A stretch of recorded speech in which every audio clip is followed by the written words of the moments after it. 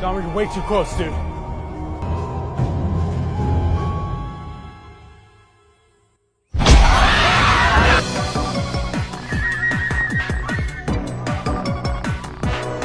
Hey guys, Alex here, and today's movie is The Shed on SLC Nerds 31 Screams.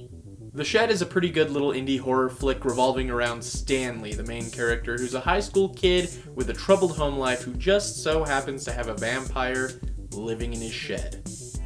This movie has a lot of cool cinematography and practical effects and stuff, but the story leaves a little bit to be desired. I really like the opening scene where we see this man running through the forest as he's being chased down by a vampire, and in classic horror movie opening scene fashion, he's turned into a vampire. That scene's really fun. It really sets up the atmosphere of the movie and helps you kind of dive into the story. But the main character, Stanley, his story is a bit on the nose.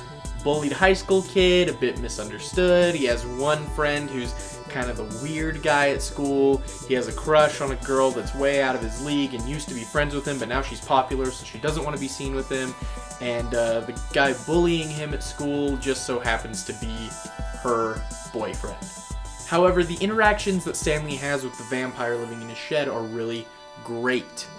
He tries to keep it locked up in the shed after it kills both his dog, which is very upsetting to see, and his grandfather, who kind of deserved it, and has to figure out how to either destroy it or keep it from hurting anyone else, all while his best friend who finds out about the vampire decides it's a good idea to feed the bully and maybe a few other people to it.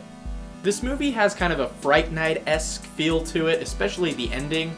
However, I wouldn't really say that it's as good as Fright Night. But if you're a fan of low-budget horror movies, indie flicks, or maybe just some spooky vampire whatever, this movie's for you.